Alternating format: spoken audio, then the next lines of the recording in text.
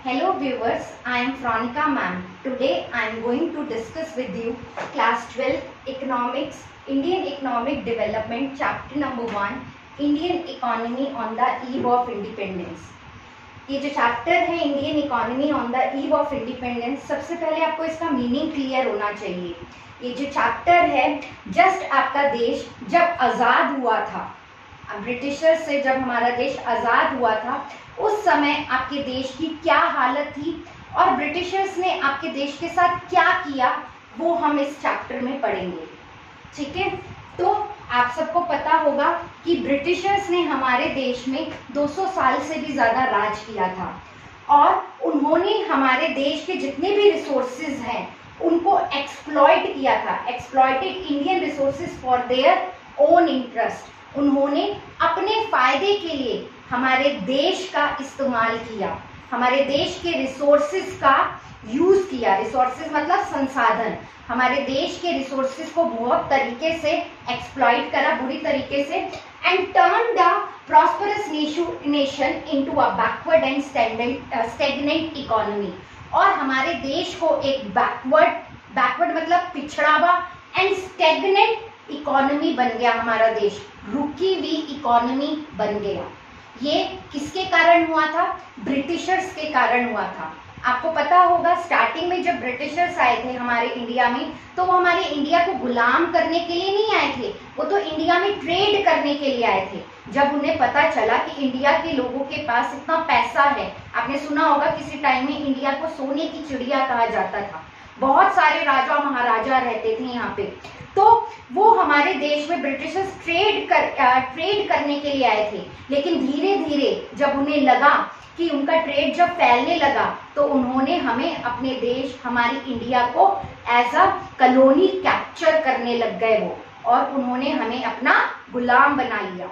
और उस समय उन्होंने हमारे देश के साथ क्या किया, और जब हमारा देश उनसे आजाद हो गया तो उसके बाद उस समय हमारे देश की क्या हालत थी वो हम इस चैप्टर में पढ़ते हैं।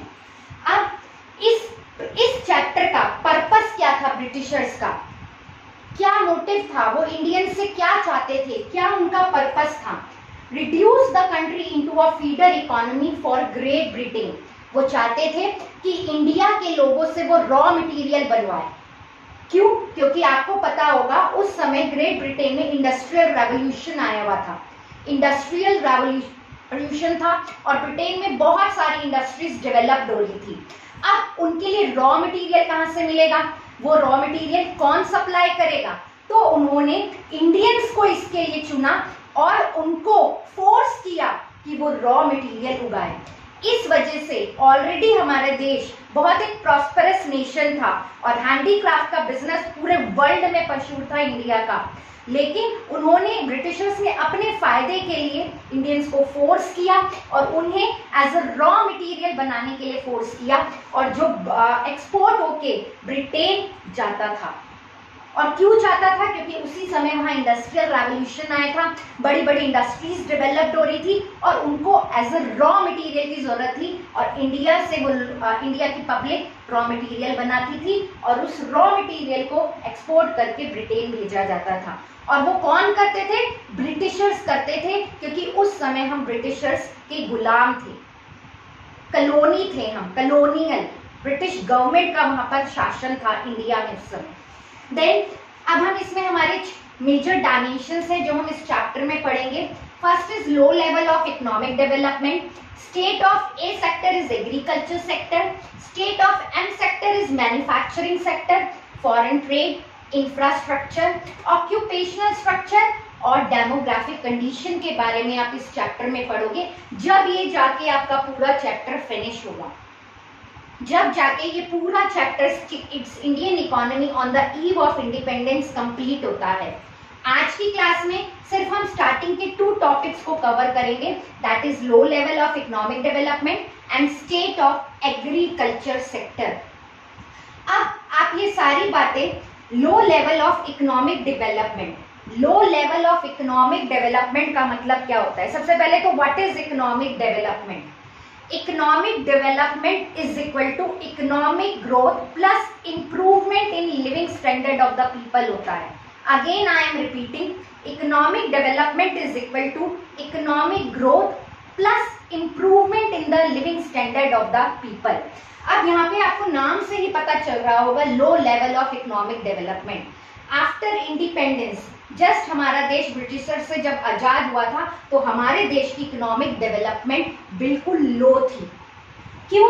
क्योंकि जितने भी ब्रिटिशर्स थे, जब उन्होंने हमें अपना गुलाम बना रखा था तो वो अपने फायदे का सोचते थे, अपने ब्रिटेन के फायदे का सोचते थे, इंडिया के फायदे में उन्हें कोई इंटरेस्ट नहीं था। उन्हें कोई मतलब नहीं था कि इंडिया में क्या हो रहा है। उन्होंने तो हमें अपनी कॉलोनी बना रखा था, वो जस्ट अपना फायदा हमसे निकलवाना चाहते थे कि उन्हें रॉ मटेरियल चाहिए था। क्यों? क्योंकि ब्रिटेन में इंडस्ट्रियल रेवोल्यूशन चल रहा था उस समय और वहां की इंडस्ट्रीज के लिए रॉ मटेरियल चाहिए था। तो जब हमारा देश आफ्टर इंडिपेंडेंस जब हुआ तो हमारे देश की इकोनॉमिक डेवलपमेंट बहुत ज्यादा लो थी। Next, That brings changes in the structure of Indian economy। मैंने अभी आपको बताया हमारा देश क्या बन गया था, रॉ मटेरियल का सप्लायर बन गया था। जब मैं आपको इंडस्ट्री बढ़ाऊंगी इसमें टॉपिक तो मैं आपको बताऊंगी India was very much developed in Indian handicraft business. लेकिन हमें ब्रिटिशर्स की कॉलोनी होने के कारण उन्होंने हमें फोर्स कर दिया था कि हम रॉ मटेरियल बनाएं। और रॉ मटेरियल में एक आपने टर्म सुनी होगी, इंडिगो, नील की खेती। ये आपके हिस्ट्री के चैप्टर नंबर क्लास 8 में भी आपने पढ़ा होगा, बिरसा मुंडा का चैप्टर है। वहां पर उन लोगों को फोर्स किया जाता था इंडिगो उगाने के लिए। और जब हम इंडिगो उगाते हैं ना, नील की खेती जब होती थी तो उससे उसको ज्यादा यूज करने से जमीन बंजर हो जाती है, उसके बाद उस जगह पर कुछ उग नहीं सकता। तो वो हमें फोर्स करते थे रॉ मटेरियल उनका अकॉर्डिंग बनाने के लिए, प्लस वो हमें इस चीज के लिए भी फोर्स करते थे कि वहां की ग्रेट ब्रिटेन की जो इंडस्ट्रीज में जो सामान बन रहा है दैट इज फिनिश्ड गुड्स जो वहां पर बनकर तैयार होंगे वो इंडिया में लाए जाते थे और इंडियंस उन्हें खरीदते थे। क्योंकि आपको पता है इंडिया के पास इतनी टेक्नोलॉजी नहीं थी, इतने हम टेक्नोलॉजी एडवांस नहीं थे जब हमारे देश आजाद हुआ था या जब हम ब्रिटिशर्स के गुलाम थे। आज भी हमारे देश के पास इतनी अच्छी टेक्नोलॉजी नहीं है जो आपको एक वर्ल्ड की डेवलप्ड कंट्रीज में देखने को मिलेगी। हम धीरे धीरे उसमें भी प्रोग्रेस कर रहे हैं, लेकिन ब्रिटेन जो था वो चाहता था कि इंडिया हमें रॉ मटेरियल सप्लाई करे और जो भी हमारी इंडस्ट्रीज में बन रहा है वो हमसे खरीदे। आई बात समझ में? नेक्स्ट, इस वजह से जब आफ्टर इंडिपेंडेंस हुआ तो हमारे देश का आउटपुट सिर्फ 2% था एंड पर कैपिटा आउटपुट इज ओनली 0.5%। पर capita output is nothing but average income. Average income क्या होता है? आप क्लास 10th में भी पढ़कर आए होंगे। What is per capita income? National income divided by the total population of your country. अगर इन शॉर्ट में मैं आपको बताऊं कि आपके देश में 3 सेक्टर है, primary, secondary and tertiary sector. उन तीनों सेक्टर्स की इनकम को जोड़ लीजिए और उससे आपके देश में कितना पैसा आ रहा है that will tell you about per capita output. And at the time of independence it is only 0.5%। India को एक सोने की चिड़िया खाने वाला देश, जो इंडिया एक सोने की चिड़िया था, आज वो इतना गरीब हो गया कि उसका पर capita output is only that time was only 0.5% eight the time of independence. तो आप सोचिएगा कि ब्रिटिशर्स ने हमें कैसे गुलाम किया, कैसे हमारे जितना जो बिजनेस था, हैंडीक्राफ्ट बिजनेस था, स्मॉल स्केल बिजनेस था, उसे कैसे एक्सप्लॉइट किया, कैसे हमें मजबूर किया कि हम एक रॉ मटेरियल के सप्लायर बने और उनके फिनिश प्रोडक्ट्स को हम खरीदे। नेक्स्ट, अब हम जो वेरी इंपॉर्टेंट टॉपिक जो बोर्ड में पूछा जाता है that is your state of agriculture sector. ये क्वेश्चन कंफर्म आपको बोर्ड में मिलेगा, स्टेट ऑफ एग्रीकल्चर सेक्टर। ठीक है, तो that showed the sign of backwardness and stagnation. मैंने अभी अभी आपको बताया कि जब हमारा देश आजाद हुआ तो हमारा देश एकदम एग्रीकल्चर सेक्टर में पिछड़ा हुआ था। बैकवर्डनेस इज पिछड़ा हुआ एंड स्टैग्नेंट, रुका हुआ था। क्यों? ब्रिटिशर्स तो बहुत कुछ कर सकते थे हमारे देश के लिए, लेकिन उन्होंने ऐसा कुछ भी नहीं किया। लो एग्रीकल्चर प्रोडक्शन था आपके देश का जब हमारा देश आजाद हुआ।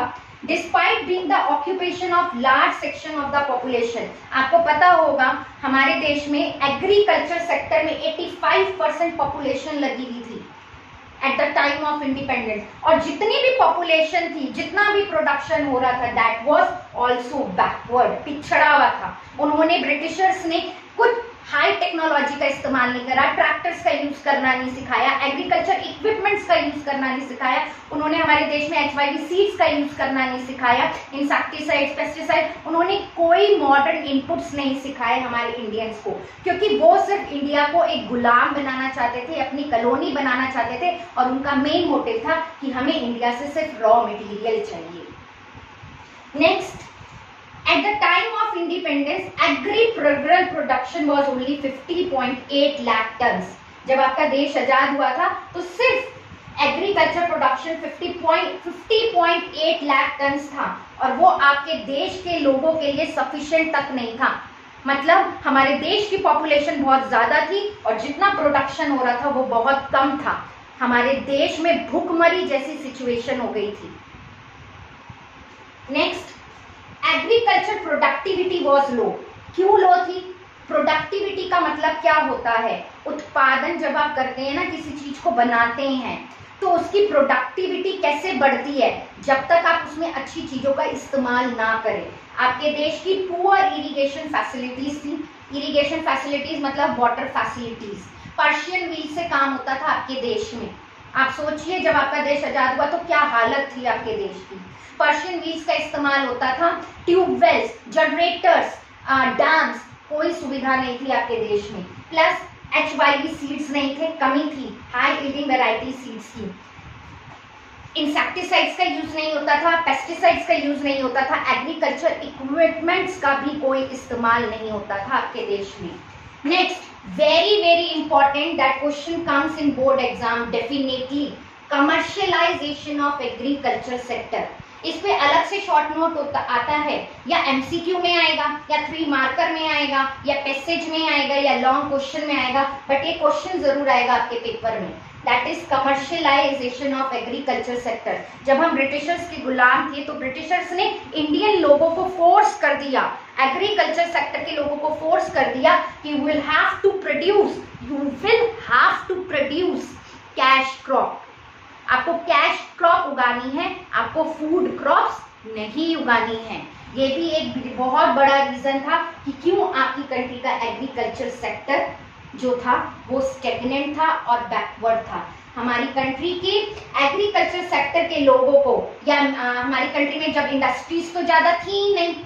Next, commercialisation of agriculture sector का मतलब आपको क्लियर हुआ। Indian were forced to produce cash crop then food crops. Very important topic is land settlement system. आप लोगों ने एक मूवी देखी होगी आमिर खान की, लगान मूवी, उसमें इस कंसेप्ट को बड़े अच्छे से सिखाया गया है, लैंड सेटलमेंट सिस्टम। इसमें 2 लोग होते हैं और ये किसके कहने पर काम करते थे? ब्रिटिश गवर्नमेंट के कहने पे काम करते थे। वो ब्रिटिश गवर्नमेंट क्या करती थी? जमींदार हायर करती थी। जमींदारों से कहती थी कि जितने भी किसान हैं, जमींदार और एक पीजेंट होता था, peasant tiller of the soil. Peasant मतलब farmer, tiller of the soil मतलब मालिक उस जमीन का, उस मिट्टी का। तो फार्मर को as a tax, as a lagaan British government को जमा कराना पड़ता था। और वो लगान कौन कलेक्ट करते थे? जमींदार कलेक्ट करते थे। जब आपने ये मूवी देखी होगी ना लगान, उसमें आमिर खान की मूवी है, उसमें वो क्या करते हैं? क्रिकेट खेलते हैं। क्यों? क्योंकि बारिश तो हुई नहीं थी, वो कैसे लगान भर सकते थे? जब बारिश होगी जब भी तो वो लगान भरेंगे।